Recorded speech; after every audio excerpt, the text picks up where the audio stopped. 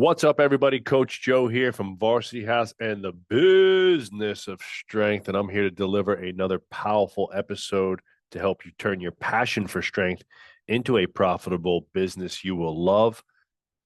Today, I am giving you the juice, operational freedom. When I think back in my career, I think of all the time I spent wasting and bleeding energy because I didn't have the right systems and processes in place to help run the business. And I was doing everything by reaction. I was running from thing to thing to thing. And like we always talk about, that coach owner paradox, I was a very good coach. I was good at connecting with people. I took my craft very seriously and treated it like the second I decided that I was going to be a trainer and run a business, I turned super pro, and it was dress pro, act pro, speak pro, study pro, but I did not study business. I was studying X's and O's like crazy. So I didn't have a good handle on systems, processes, and operations. It was not until years later when we went a little bit bigger, I partnered up with Dan, that we started to really think about, hey, we're going to need some systems to run this business so that we can be a little bit less chaotic, right? And the hard part for most coaches in this business is that you're owner operated and you're the head coach too, or you're at least one of the head coaches, right? You're still a full time coach.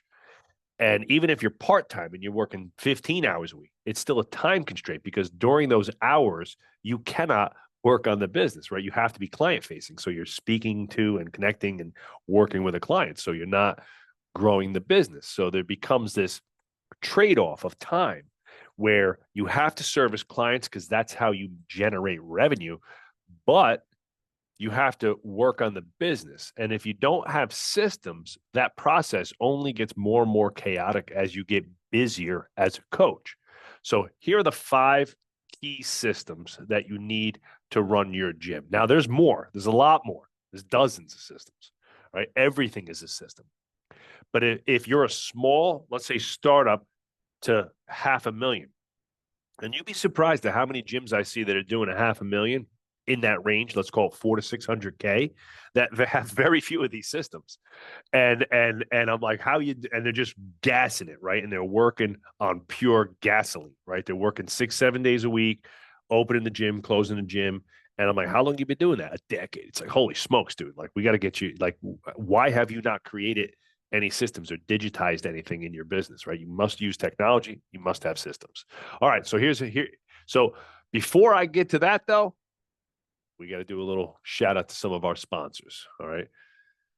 This episode is brought to you by the Underground Strength Con coming November 15 and 16 at Varsity House HQ in Orangeburg, New York. A 2-day, no fluff, no hype, no nonsense, educational, transformational, competitive 2-day mastermind where we are going to eat, train, learn, compete, bond. It's going to be amazing. First ever strength games is coming. We're going to do the strength carnival, a series of old time events that people can register to compete in to win amazing prizes from our sponsors.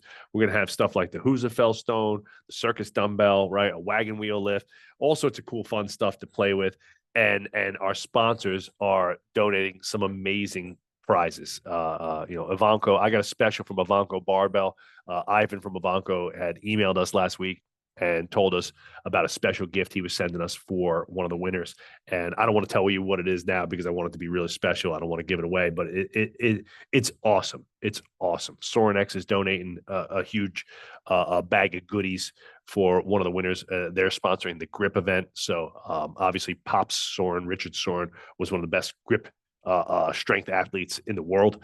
For one of the first, I think he was the first person to close the Captains of Crush gripper, which is it's like squeezing a tractor spring. It's incredible how strong that man's hands must have been. So shout out to some of our sponsors: Jocko Fuel, Sorinex, Turnkey Coach, Spartan, Barbell Logic, Simmons Media, Ignite, Ivanko, Intech Strength, Mace Fit, Whole Plant Medicine, New York Prime Beef, my boy Frankie Meats, and none other than Nomley communication software for your gym business, please check the links in the bio. We're going to put all those links in the bio. Support our sponsors, as the people who support us and make these events, the podcast, and some of what we're doing possible. It's not without the support of our amazing clients and friends like all of you, and our great sponsors, other great business leaders who believe in what we're doing and want to help spread the word. So thank you. All right.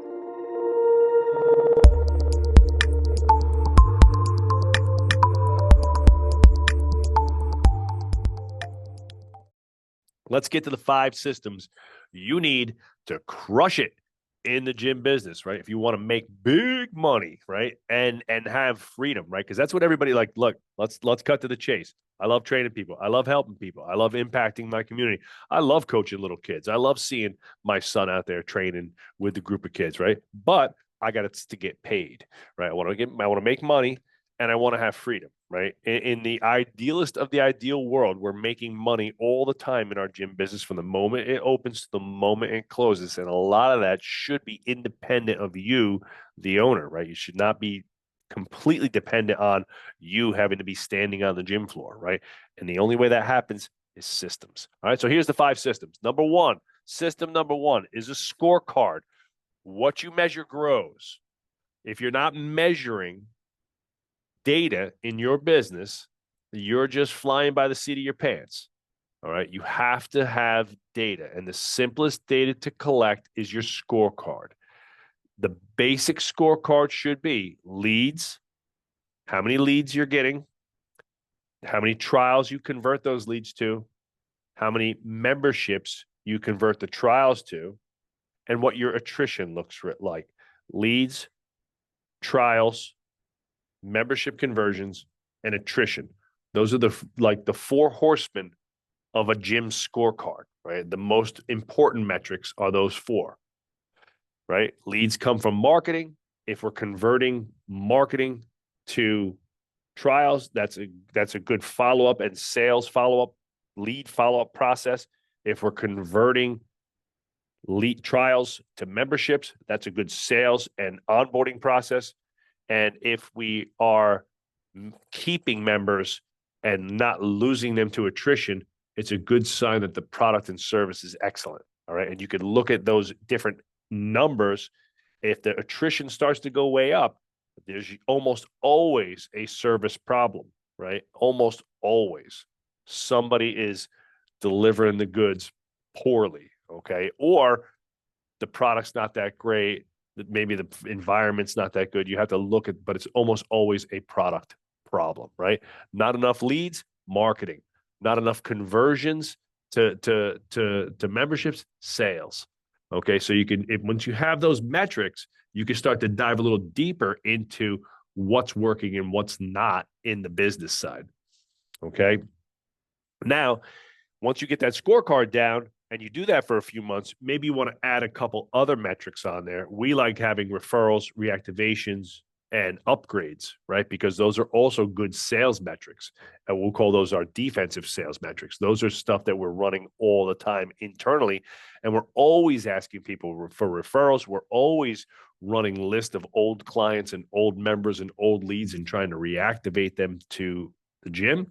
And we always want to be trying to ascend people up the service ladder, from basic class memberships to personal training, from 1 or 2 time a week personal training to 3 or 4 time a week personal training, maybe nutrition consulting if you have that, supplements, right? There are a variety of ways to increase the service value of your customers, but it all starts with having the data and the scorecard, right? So a scorecard is a mission critical system in your business. System number 2, meeting pulse and schedule.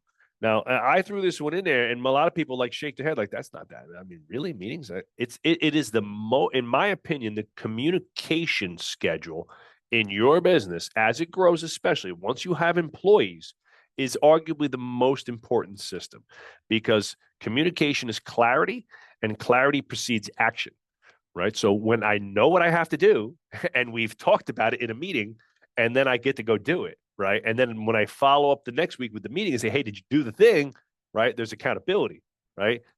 You cannot have clarity and accountability without meetings. It's just a fact. Now, sometimes you might be meeting heavy and you say, like, do I need all these meetings? And we always are trying to have the, let's call it, minimum effective dose. How many meetings do we need to have the best result, right? If we go too hard on the meetings, we're just sucking up time. If we go too low, we don't have enough clarity and accountability, right? So there's a balance, right? So here's the meetings that we like to see from the gyms that we work with, and here's the meetings that we run ourselves, right? So every single week on Monday, we have a leadership meeting. Those are the management team meetings. Once a month, we bring in the entire full-time staff to that meeting, and that's an all-hands meeting. We do that at the last meeting of every month. And so we review the month, and then we talk about the upcoming month's initiatives, marketing, sales processes, whatever it is that we have coming up, maybe holidays, schedule, all the things, right? But that meeting is every single Monday at 1 o'clock. Then we have we have a town hall. We have a monthly town hall. We'll call that an all hands meeting, right? That's everybody in the company. This is a State of the Union meeting, and we do a big one at the end of each quarter. All right. The State of the Union, Dan does these meetings mostly, and he reviews the numbers, right? So that everybody has clarity onto where we're at on the scorecard for the year. We're a very open book finance type of business. So the majority of our employees know exactly how much money we're generating, where the money's coming from, what our pay structure looks like, what our salary cap is, all those things, because we're very open with the finances here in our business. Because I think that that's a better way to run a business. That's a different conversation. But I think that clears up a lot of misconceptions about me and Dan just rolling out of here with like $1 million a day, right? And that's just not the case, right? So Monday leadership meeting, monthly all hands meeting. We have our stand-up meetings, the department meetings. And so every week there's a variety of those. Adam has his trainers meeting. Mike has his sales meeting. Dan has a clarity meeting with each of the facility leaders on Monday. So he meets with each one of them for about 15 minutes, just, to see where their heads are focused and, if he could help frame some of their, work for the week. Then we have a owners meeting. All right. We do that every Tuesday, and that's me, Dan, and Adam. And we'll call that we'll call that a venting meeting, right? But that's an owners meeting, and that's where we talk big level moves and stuff. Might be team related things, hiring, firing, scaling, opening the next gym, things like that. So that's where we get clear on a lot of our stuff, and we make sure that the business side of our business, it can be like our holding company stuff and all that type of jazz, right? But you need to have an owners meeting. I think that's something that's really important too.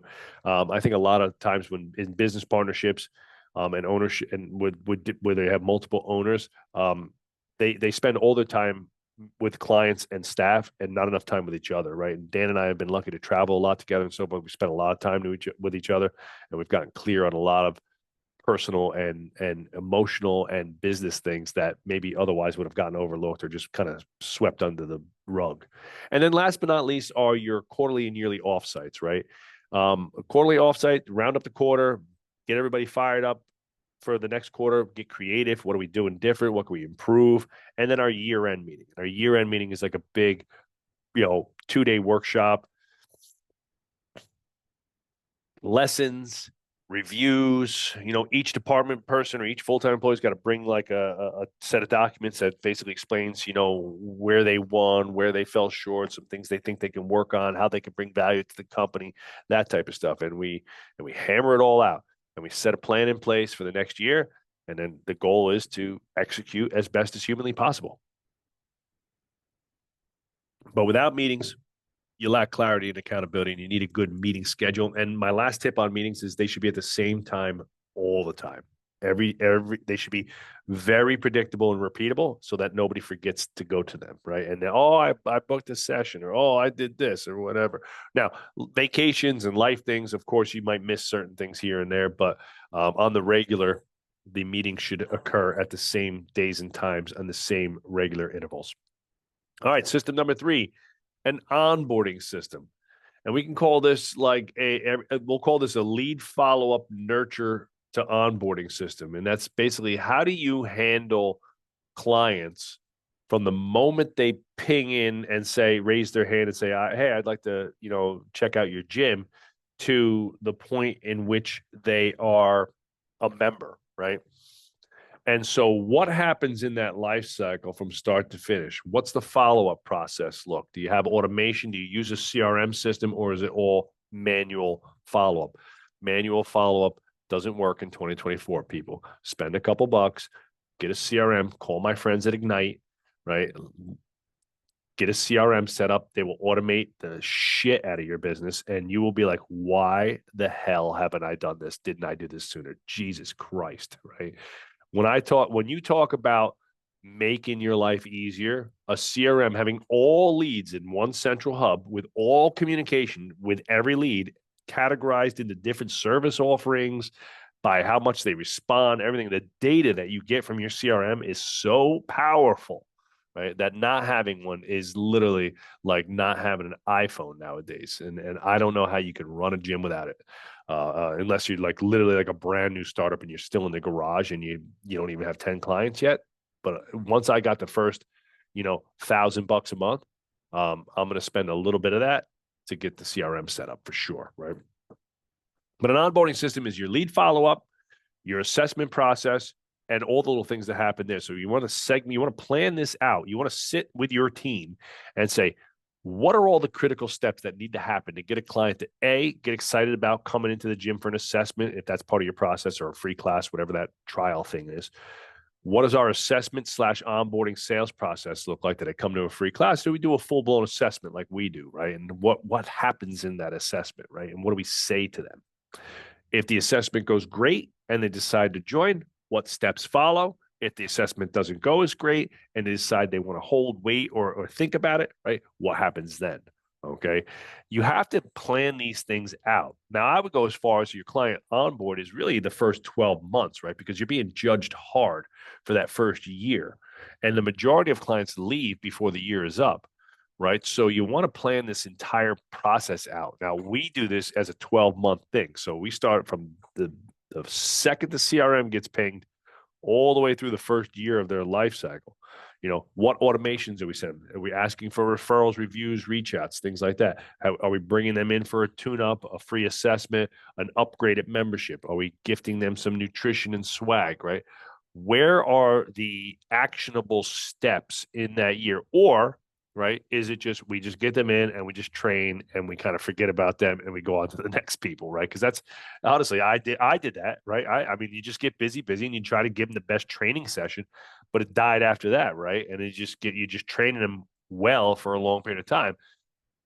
In the modern era of business right now in 2024, people want to be coddled. People want to be wooed. People want to know that they're loved. They want to do cool stuff. They want to be asked if they want to bring a friend. They want to be gifted a free upgrade, things like that. So all of that stuff helps the attrition monster and helps to create raving fans. So a client life cycle, or we'll call this your onboarding life cycle, right, is one of the obvious mission critical systems, but very few gyms that I encounter or have done consulting with have it laid out in a 12-month fashion and look at it from literally from the lead comes in through their first year. What does every step in that process look like? And how do we make that the best year of training they've ever had? All right. System number 4, marketing. Now, I could do 10 podcasts just on marketing. There's so many tactics and tools. I'm going to give you a few that I think are mission critical. Make no mistake, marketing is way more than just sending out some emails and social media posts, right? It is having a plan. I had a call yesterday with a friend, Sean, who's a videographer and a really savvy, smart marketer.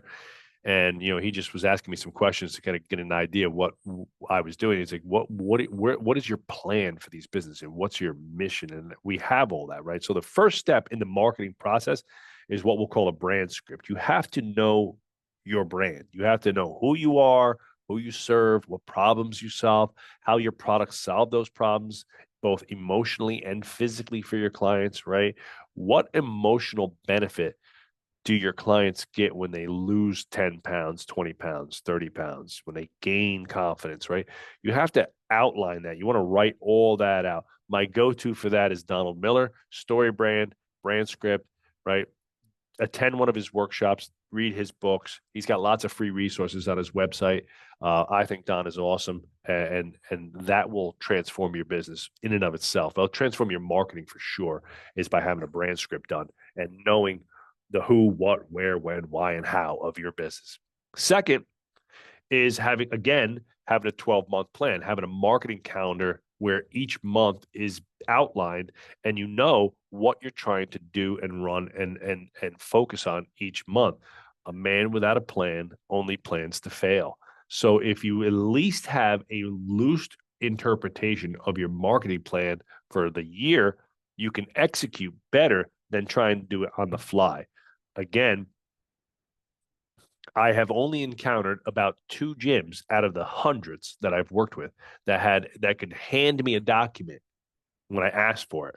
That was like, yes, this is my 12-month marketing calendar. You could see everything we're trying to run in the next 12 months. It's like, oh, all right, fantastic. That makes my life so much easier as a consulting coach, right?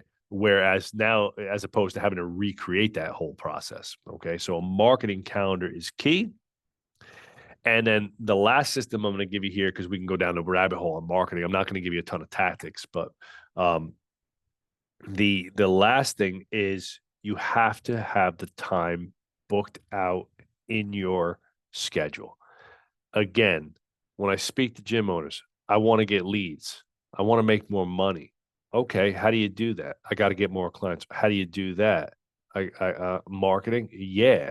And where does marketing live on your schedule? Oh, I do it an hour on Monday, and then when I'm done on Fridays at 3 o'clock in the afternoon, that's when I do this. And it's like, no, dude, like you got a $350,000 gym, and you're putting 2 hours a week into marketing. It's no wonder why you haven't been able to grow, right? Because the marketing you did to get you to 300, 250, 350 isn't going to take you to a 500,000 or a million, right? You got to triple, quadruple, right? More sometimes the volume, right? Like we have social media posts every day, stories every day, podcast all the time, right?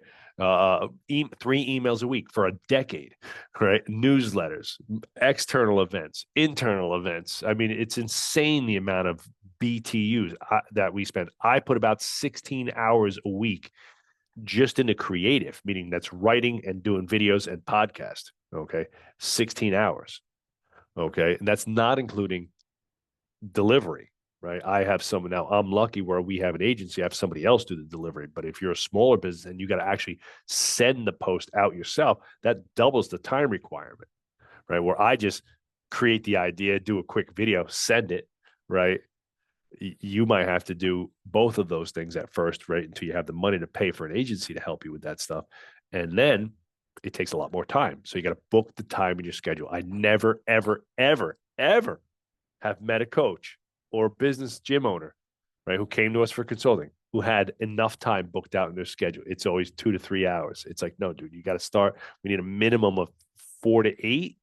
And it's probably needs more, right? Most gyms need a solid 8 hours of marketing for their business, right? And that'll help grow tremendously. Remember, marketing is an engine, right? It generates power, right? And you want as much thrust as humanly possible. All right. And the last system is your employee development system. Now, again, this is kind of like leads. You want to think about employees in a sense like marketing, right? Because they're my number one client. So I have to market to them the hardest. But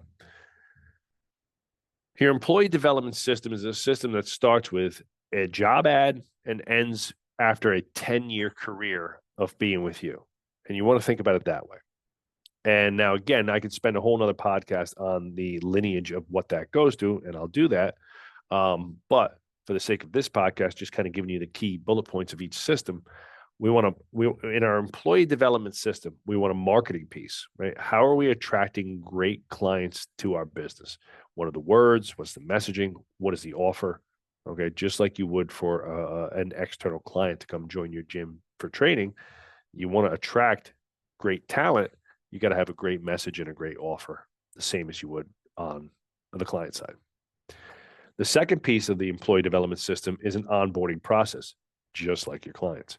We have our 90-day on-the-job training program, and that's basically a 90-day onboard where they are going down a multi-page checklist of things that they need to do and or learn about our business. Videos to watch, people to introduce themselves to, certain action items, learning this system, that system, right? So forth. But part of the 90-day onboard is getting them acclimated to the team, the culture, the people, the processes, okay? And having a great onboard, again, makes it a great experience, just like your clients, right? When the first month goes awesome, they think you're awesome. If the first month doesn't go so awesome, maybe not so much, right? So the same thing with your employees. You want to have a great first experience. The third part and component of the employee development system is a growth plan. Okay. So once we have the marketing for employees and on the job training program that gets them started and ramped up really quickly and well and acclimated well, then we want to have this growth plan. And you have to kind of lay out, like, what does it look like to go from intern to all-star, intern, part-time coach, full-time coach, associate coach, senior coach, assistant director of strength and conditioning, department head, general manager, right? Like Big Mike, right? Like, how do you get to Big Mike's job, right? So if you were to start with Varsity House today, and you're a young, motivated, hungry coach, you say, hey, in a decade, how do I get Big Mike's job? Well, there has to be you have to be able to give them something that shows them, hey, once you get to this, you get to this, you get to this, and there's a step. It's like skipping a rock over the lake, right? There's like, once we're going to get to these, we're going to get to these milestones. You should be able, as long as you continue to progress in your skill set, you will be able to obtain a higher pay scale and or responsibility within the company, right? And we're very transparent about that the highest level pay or the highest paid employees are the employees with the greatest skills. And it's not just training, it's sales, marketing, soft people skills, leadership skills, and things like that, right? It's not just X's and O's, right? To be a manager in a private sector gym business, it's almost always the other skills, right? Unless you're just the training director and you kind of stay in that box, right? But if you're looking for more money, the most money is in sales and leadership, right? So it's sales, marketing, and leadership. If you can sell and market, if you can market and sell, you're worth a lot of money. If you can lead, you're worth a lot of money. If you're just a great trainer, you're worth a decent amount of money, right? You're only worth a little bit of money. Now, it's different in the collegiate. People, maybe if you're a collegiate coach, you listen to this, it's different, right? Something, but I argue that the best, collegiate strength and conditioning coaches, the ones who have the biggest jobs for big schools like Georgia, Notre Dame, stuff like that, that you have to have those skills too, because you have to run a program, you got interns, you have to sell what you're doing to the coaching staff, to the AD. Often there's a lot of red tape in those big jobs, right? A lot of bureaucracy. It's not an easy thing at that level, but those guys are making, nowadays, 400-500 grand a year or more, and so they're getting paid. They're getting rewarded handsomely, but a very, very time-consuming and stressful job as well. Okay, all right. So those are your employee. Oh, and then you could throw in there, a firing plan too, right? Because it's inevitable that if you are going to have employees that not every single one of them is going to work out and be like your amazing all-star lifer employee, that you're probably going to have to either people are going to quit, in which case you have to have a process for offboarding. And then at some point, the unfortunate reality that you'll have to let somebody go. And you have to have a process for that makes that process a little bit more consistent, streamlined, and as painless as humanly possible. So those are the 5 systems you need to run a dominating gym business. If you do not have those 5 systems, reach out. You can hit me directly at joe@varsityhousegym.com, or if you're looking for myself, Dan, or Adam, go to the Business of Strength Instagram or my Instagram, and you can action a free strategy call. We'd love to help you out and see what it is in your business that's holding you back. Where are the roadblocks? Where are the blind spots? Sometimes it just takes another person's perspective to see, like, oh man, you should be doing this. And it's just so blatantly obvious from the outside that when you're in it, it's hard to see. So that's the Business of Strength. I hope to see you November 15 and 16 at Underground Strength Con right here in New York at Varsity House HQ. It's going to be lit. You don't want to miss this one, gang. The FOMO will be real. See you next time.